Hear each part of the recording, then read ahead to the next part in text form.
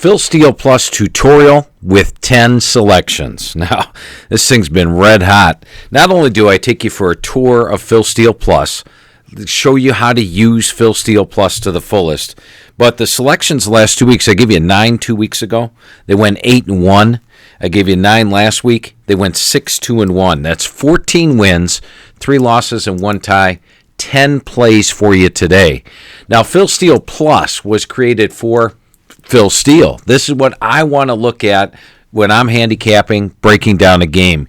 You could set the team pages side by side. You look at the good numbers, they're in green. You look at the bad numbers, they're in red. You try to find the matchups. You try to find certain things that'll help you grab the winners, and hopefully that's what we do for you today, breaking down 10 of this weekend's games. So here's philsteele.com when you go there, and you just go to the team pages. So we're going to click on FBS info, click on team pages, and our first game is going to be in the average game grades. Average game grades have gone 6-0 the last 2 weeks. Let's make it 7-0 this week, and we're going to take a look at the UCF East Carolina game. I like to put the visitor on the left, the home team on the right, and that's what we're going to do here. Now let's get to the bottom line. What is an average game grade? Well, the average game grade is right out here. This tells you how the team played in the game. Greatly influenced by who they played and where they played them, what the expectations were, and what they did. As you can see, UCF beat a good Memphis team on the road last week, but only earned a grade of 89.5 in the game. It was a game that they had a rally to win at the end. Now, one thing Phil Steele Plus has, look over here in these box scores. You have a complete box score of every game. So here's a write-up of the game, and you could see that Memphis had this lead 30-14. UCF chipped away and came down and got a touchdown in the fourth quarter, pulled it out 31-30. A game Memphis probably could have won last week. Now they're traveling again a second straight week for UCF. And then here is East Carolina. Now, the average game grade gives you the game for the grade, or the average, the actual grade for each game. And then it adds them all up here at the end. So UCF is playing to an average game grade of 94.8, which is 34th best in the country. They're playing to an average game grade, and when I say they're, I'm talking about East Carolina, 79. You add the 3-point home edge in there, that's 82. That means UCF should be favored by 12.8 points. They're a 21.5-point favorite. Let's take a little closer look at East Carolina this year. East Carolina beat North Carolina 41-19. This USF game they played on the road, they actually had a 24-9 first down advantage. I watched the game. They did everything but win it. It looked like they were the better team than USF, but ended up with a 7-point loss. They beat a good Old Dominion. And then here's the bad game of the year, Temple. They lost 49-6, outgained by 274 yards. But despite the fact they're 2-4, they've actually outgained 5 of their 6 opponents this year. They are plus 50 yards per game on the season. And as mentioned, their average game grade, pretty good. Even with this 59.1 that they played at Temple, it's still a good grade. And that's a 9-point difference is good enough to make it for average game grades. So your average game grade play this week, I've had 3 each of the first 2 weeks. I'm going to shift it up a little bit this week. We're just going to have the one. It is East Carolina plus 21.5 over UCF this week.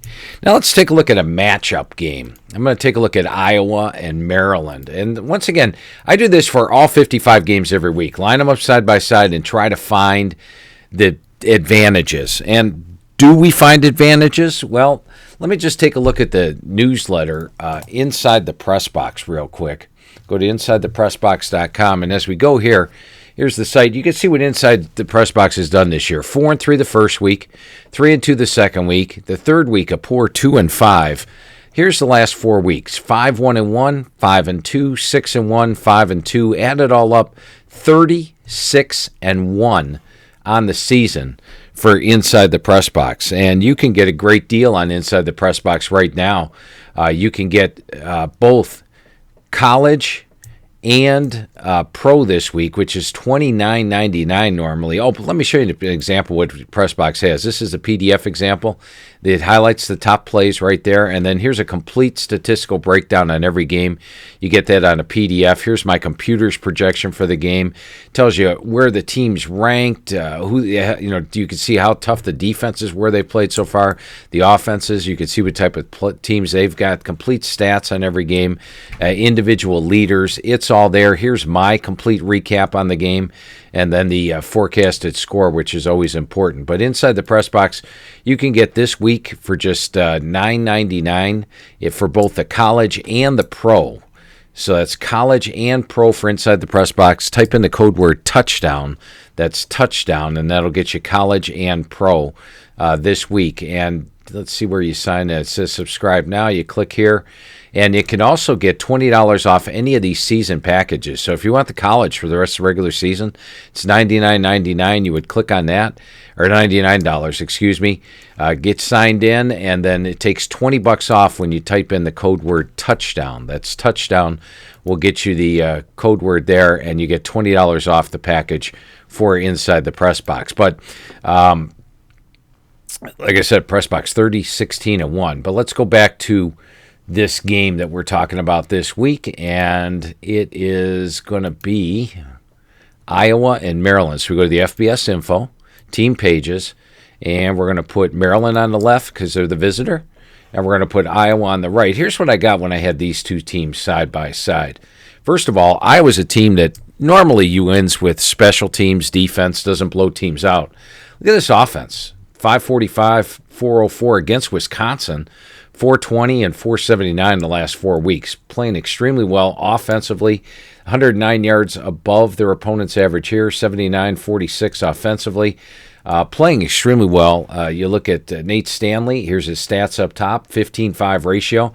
Let's take a look a little closer at Iowa. This gives you a complete breakdown how they're doing game by game. Stanley actually started out the year 108 yards, 166 yards his first 2 games. Now look, 309, 256, 314, 320. And they're getting the run game going with Torrin Young and Sargent here. They had 96 and 59 yards the last game. They use their tight ends. Hawkinson and Fan are both tight ends. Look at that, 107, 101 yards here. So the offense you can clearly see is ascending for Iowa. And that gives you, whereas in years past when they played a conservative offense, they usually didn't cover as favorites a lot, but now they are starting to this year. Now let's look at Maryland. And Maryland's got a strong 4-2 record. Got to like that. But let's look at their losses. Here they lost to Temple. And why'd they lose to Temple? They only ran the ball for 132 yards. Look at this screen, 444, 315, 290. When they run the ball well, they win.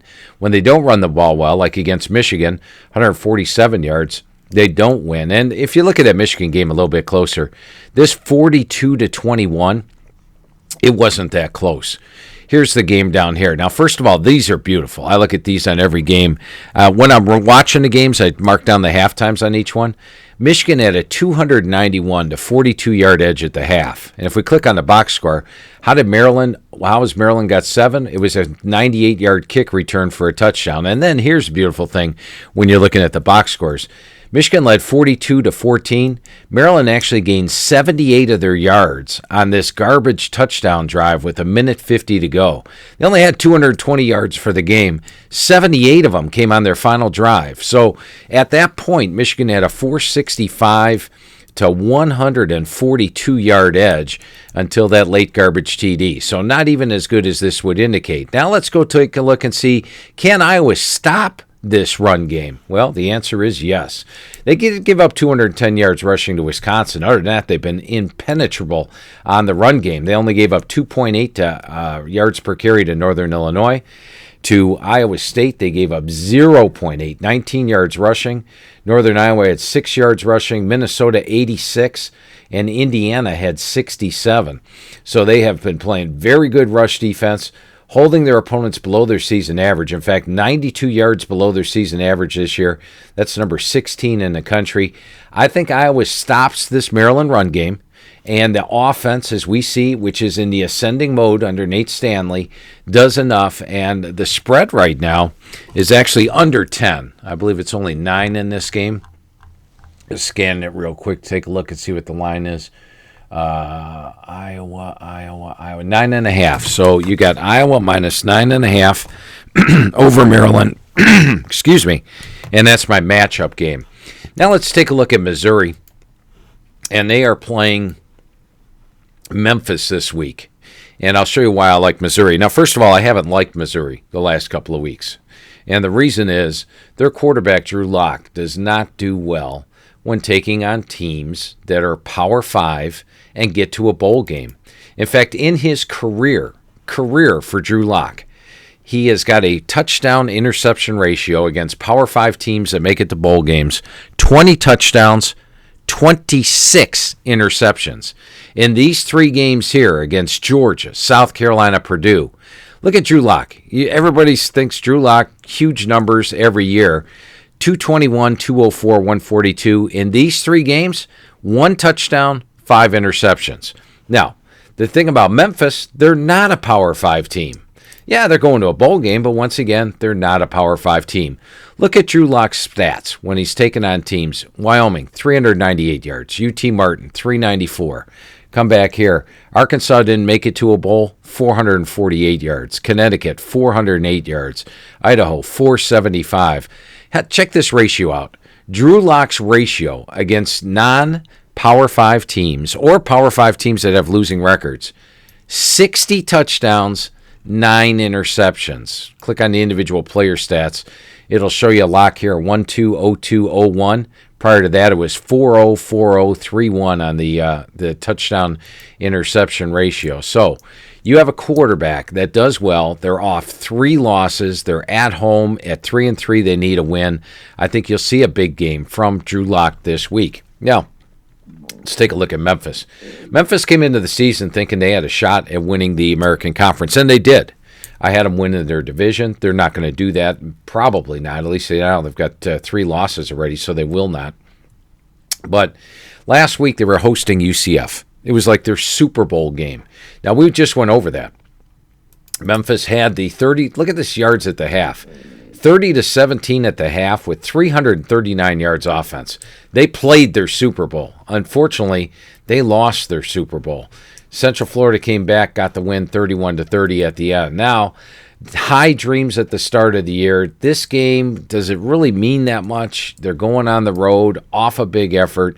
Missouri is in this one, laying 9 points. I'm going to take Drew Lock to have a big day. If you're a fantasy football player, now's the week to take Drew Lock. If you played him the last 3 weeks, I'm sorry, you haven't been paying attention. He struggles against Power 5 teams that make it to bowl games and lights up teams in every other category with a 60-9 ratio. So we're going to go with Missouri minus the points over Memphis. Let me see if I get the latest number on that one for you. I'm thinking it was 9 or something in that area. It is 9.5. Missouri minus 9.5 over Memphis is that one. So that's 3 picks down. Let's go to another one we take a look at. This one with a high line. I usually like to stay away from games with high lines, but in this case, I'm going to use it. And we're going to take a look at the Illinois-Wisconsin game. Now, I actually leaned with Illinois last week against Purdue, and they got smashed. Purdue had a 611, 250-yard edge, outgained by 361 yards.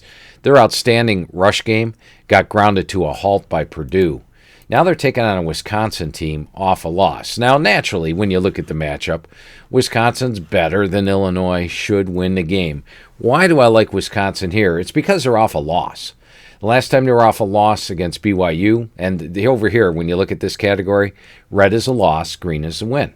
So they lost to BYU. They beat Iowa by 11. Let's go back to this year. They lost to Ohio State. They beat Miami of Florida by 10. They lost to Michigan, but they covered against Ohio State in this one. They lost to Penn State and beat Western Michigan. They lost to Alabama and beat Miami 58-0. They lost to Iowa, and they went to Nebraska as an underdog and won. They lost to Northwestern. They covered against Minnesota on the road. Bottom line, they have covered the last 8 times they've been off a loss. And Wisconsin, it still, last week against Michigan's excellent defense And the fact they only put up 13 points concerns me, but look at this. They actually ran the ball for 6.3 yards per carry. I don't think Hornibrook's going to be under duress here against this Illinois defense, which is 8 sacks on the year, giving up 305 yards per game passing, 5.1 yards per carry rushing. This offense, which just scored 13 points after scoring 41 against Nebraska, needs to get going. This defense needs to recapture some pride. The last 2 games, 518, 444. They were both games now. There was 93 below this or above the season average, 23. I think you'll see a determined Wisconsin off a loss. Get this one at home. They're minus 24.5. I'm going to take Wisconsin minus 24.5. Now let's go take a look at a stat game of the week. We're going to take a look at Western Michigan against Central Michigan. And once again, I hope you're learning how to use the Phil Steele Plus so you can use it like I do. And Western is on the road, so I'm going to line up here on the left. And by the way, the last 40 years results, every team. It was a bad one to show you. I'll show you in a Power 5 one here. Let's take a look at Clemson and last 40 years results. It takes you back to 1976. Every line, every game at your fingertips. And here, look at these stats. These stats take you all the way back to 1989. Every stat, every category for the team, who the coach was, what their record was, conference record, all this stuff at your fingertips. And unlike having 130 media guides sitting in front of you, all the information's in the same spot on every page. You know exactly where to find it. You want to know who the leaders have been the last 17 years? Look at the quarterbacks. Deshaun Watson, Cole Stout, Taj Boyd, Kyle Parker, Colin Hooper, Dantzler back here. You get all that rushing, defense, and then you also can get the draft history, which I find fascinating as well. This every player ever drafted. And it's got them by year, it's got them by round, by pick, and up here it breaks it down in the last 14 years. That's available for every single team, and I spent hundreds of $1,000s compiling this information. You get the same information for $39, and I'm going to give you a special at the end to get it for $29 for the rest of the year. You can use it all the way through the Super Bowl, which is actually amazing. But let's go take a look at my stat game here, and we're going to go to the MAC, and we're going to take a look at Western Michigan against Central Michigan. And Western is a 4-point road favorite here. Now, Western, so far this year, when we take a look at this one, first of all, if you look at the average game grade, we could even factor this in as an average game grade one. 87.6, give them the 3, which puts them to 79.9. That's still Western Michigan by 8. They're only laying 4. Here's the matchups I like. Let's take a look at the teams defensively. Western this year is minus 39 yards per game. They have taken on Michigan, Syracuse. So the schedule they've taken on is pretty tough this year. And then here is Central. They do hold their opponents to 9 yards below their season average, but pretty close. They're allowing 4.4 yards per carry.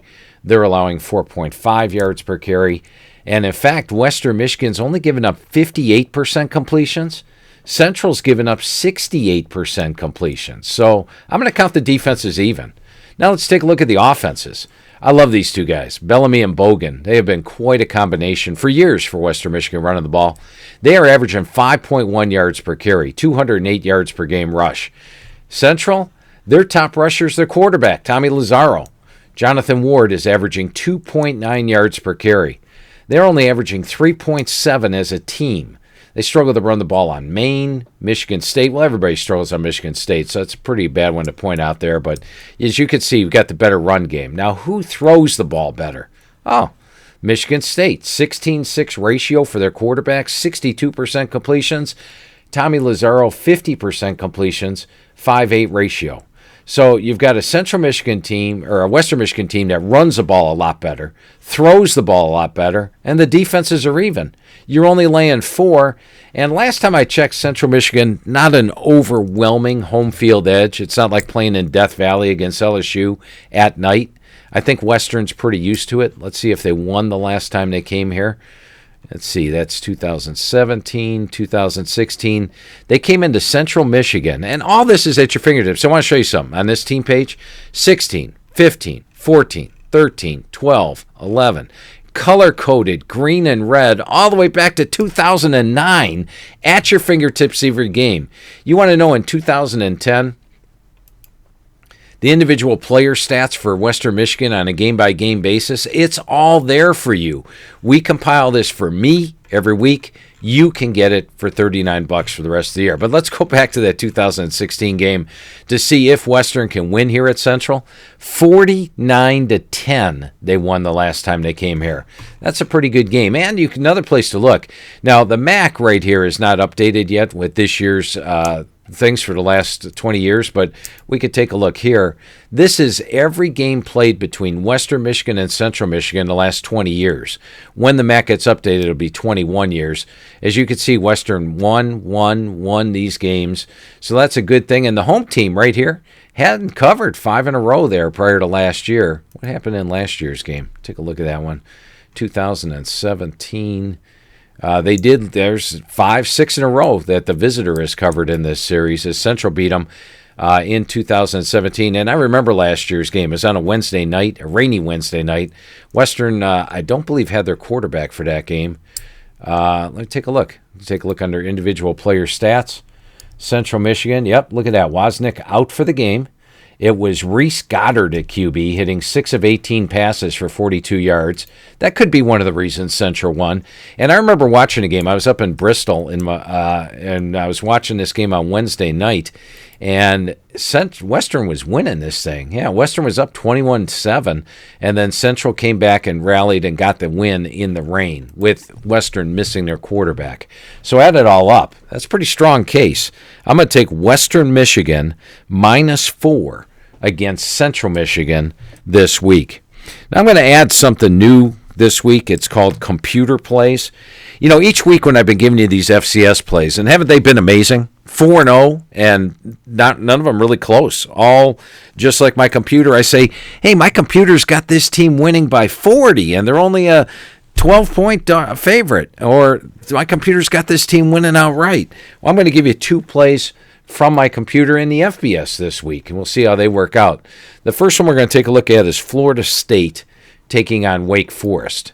Now, if you look at Florida State's season stats, they're pretty poor. They have not been playing great this year, especially at the start of the year. But Florida State's playing a lot better right now. And as you can see, they start out with Virginia Tech. They actually had a 247, 181-yard edge against Virginia Tech at the half. Blew a lot of opportunities in the red zone. Got pinned inside their own 10-yard line in the second half. Flat spot against Samford. Got blown out by a Syracuse team that was anxious to blow them out. But they did beat Northern Illinois. They rallied to beat Louisville and played a good game against Miami. In fact, if you look at the Miami game and click on the box score, you see that Florida State had a 27-7 lead in that game. Miami ended up coming back and beating them, but that's a pretty good game. Miami was a top 10 team at the time. They were playing them on the road. In fact, Miami was, I think, a 14, 17-point favorite. Take a look at Wake Forest. They've been struggling a little bit. Sam Hartman hitting 55%. Does have a 10-6 ratio this year, but Clemson just blew them out, outgained them by 449 yards, and Notre Dame by 168. In that Rice game, they won 56-24. It did only have a 44-yard edge. So they're minus 50 yards on the year. Florida State's starting to play better. I think if you take a look at the average game grades right here, take a look at the last 3 weeks. Their average game grade is 76 and 76. That'd be 152, and 60 is 212 divided by 3. They're playing about 71 game grade here. Florida State the last 3 weeks, 100, 80, 95.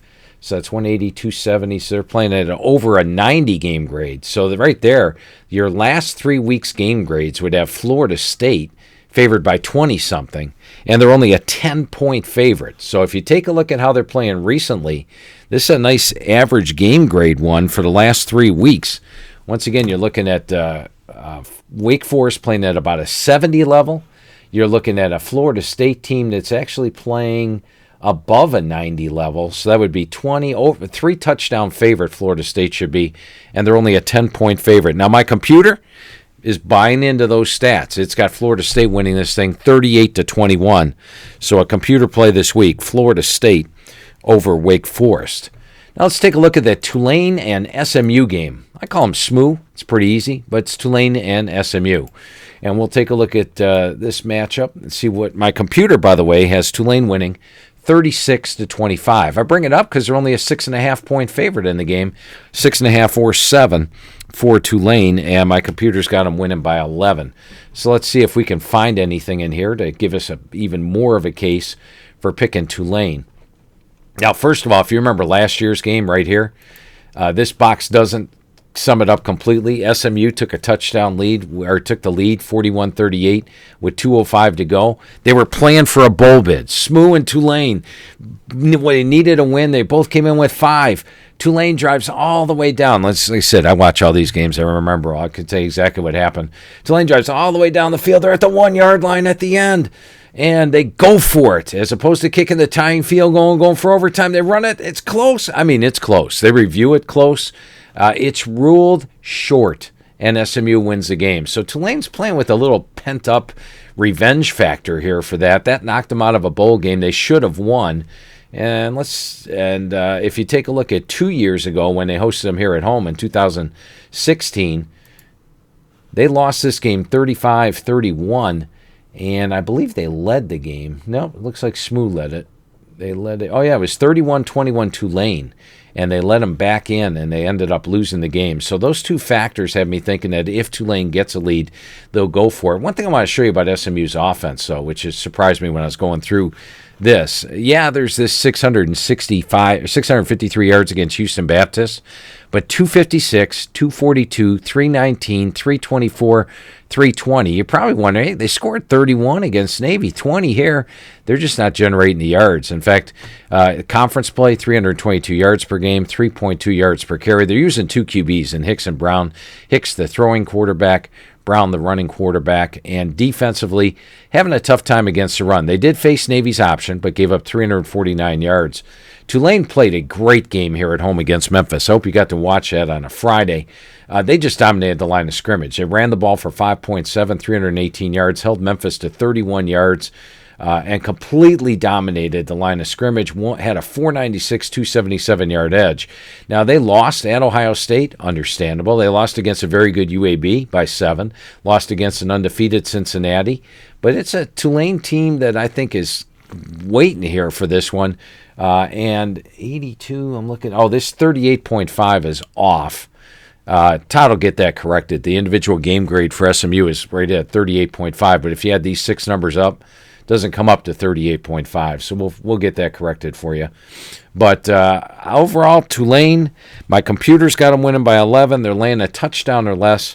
The computer play is going to be Tulane in that one. All right, still got 3 more plays for you. Before I get to them, and those FCS plays are a perfect 4-0, I want to show you real quick how to sign up to Phil Steele Plus. You go here, you go to the store, and when you go to the store, you come down here to Phil Steele Plus, click on it, come right here. It says order now, $39. When you do that, I want you to hit order now. It's going to put it on your cart, view your cart. Once again, it looks like I've been playing around with the computer. There you go. We'll hit update the cart. It's going to come up $39 right here. See it? And then right here, I want you to type in the code word winners. That's winners. WINERS. And when you type in the code word winners, this 39, let's see if I don't know if it'll accept it on mine because I'm already a member. Oh, there it is, $29. You get it for $29. So type in the code word winners. $29 will take you through the Super Bowl, and you get all this information, NFL, college, and FCS at your fingertips. My complete library for $29. Get serious. So that's the way to do it. Go to the store, Phil Steele Plus, purchase, view cart, type in code word winners, $29. And in all of October, November, December, January, we're talking almost 4 months of using this every single day for $29. That's pennies per day. All right, now let's get to the FCS. And we're going to click on FCS info, and we're going to click on team pages. There we go, alphabetical order, the way I like them. I have to admit to you, I don't know all the conferences for all the teams, so we'll use alphabetical order. We're going to start with Bucknell against Lafayette. Big game this weekend, huh? Lafayette is actually a 9.5-point road favorite. And I was a little surprised by that. Let's take a look at Lafayette, and let's take a look at Bucknell. When you look at Lafayette, they're a 1-5 team. You know, Bucknell is a 1-6 team. Bucknell lost to William and Mary. They both lost to Sacred Heart. Bucknell lost to Sacred Heart 30-14. They lost to Sacred Heart 35-6. They both lost to Monmouth. That would be one advantage here for Lafayette. They only lost by 4, but did get outgained by 259 yards. They lost by 17. Monmouth, I went and looked on the recap of the game. Monmouth did get 3 late scores to turn into a 17-point game. Bucknell played a pretty decent game. They were only outgained by 203 yards, by the way. And the other mutual opponent is Colgate. They lost to Colgate 45-0. They lost to Colgate 27-3. So on the season, they're minus 205 yards, they're minus 118. But when you look at the 3 games they played against the same opponents, all pretty much the same. And then let's see how these teams have done against each other. Bucknell beat Lafayette last year, 13-7 on the road. Bucknell beat Lafayette 42-17 at home. Bucknell beat Lafayette 35-24 on the road. Bucknell beat Lafayette 27-24 at home. And yet they're a 9.5-point home underdog. My computer has got Bucknell winning this one. Let's see if I can find my computer sheet on this. You're going to have to take my word for it. I don't have the exact number here, but it's got Bucknell winning the game outright 21-13. Yeah, there it is. 21-13 Bucknell, and they're a 9.5-point home dog. So we're going to lock that one in. Now, the next one is Monmouth and Campbell. You and your friends have been talking about this one at the water cooler all week, haven't you? We take a look at Monmouth. Now, we go to the polar opposite. Those 2 teams we just had lined up were 2 teams that have poor records, and we're taking the large home underdog in it. These are 2 teams with pretty damn good records. I don't know if you know anything about these teams, but both have good records this year. We look at the Campbell Fighting Camels. And now they recently have moved up. Look at some of their opponents from a few years back, Bluefield College, Chowan, Presbyterian. And even this year, they played Chowan again. I don't even know if I'm pronouncing that correctly. They did play Coastal Carolina. They played Shaw. They played Northern Alabama. And they played Wagner. And the Monmouth, meanwhile, has played Eastern Michigan. Did lose that game, but look at the yards. They were only minus 76 yards against Eastern Michigan. They played Hampton, beat them 56-28. Lafayette, good team. At Princeton, didn't have a good game. Then they beat Wagner 54-47, and they beat Bucknell 36-19. I think these guys have taken on the tougher schedule. They are plus 52 yards per game. They're plus 67 yards per game. And I don't know. They have not played recently. And, well, they haven't played recently because Campbell has just moved up to the Big South. So they're 17, 16, 14. Yeah, they've definitely taken a step up recently. And Campbell has been getting better. They weren't a very good team here, but look at this record there. So they are playing better. But Campbell is actually an 11.5-point road favorite against a Monmouth team that returns 18 starters from last year. Monmouth was in the playoffs. I mean, they played Northern Iowa in the playoffs last year, lost 46-7, but they made the playoffs last year. Their other losses were to Kennesaw State and Albany. And one more thing. So I just think strength of schedule, teams look even record-wise, and my computer's got Monmouth winning the game 36-31. They're a double-digit home dog. I'm thinking Monmouth plus the points. One other thing I want to point out about that Bucknell-Lafayette game where Lafayette's the favorite. I remember looking at this last night just to bring it up. Lafayette's wins have been by 7, 3, 4, 7. So the last 2 years, they haven't won a game by more than 7 points. They're laying 9.5 on the road. I wonder why that is. All right, let's get to the NFL for this week and wrap this whole thing up.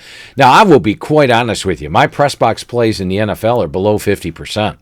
So they have not been lighting it up this year.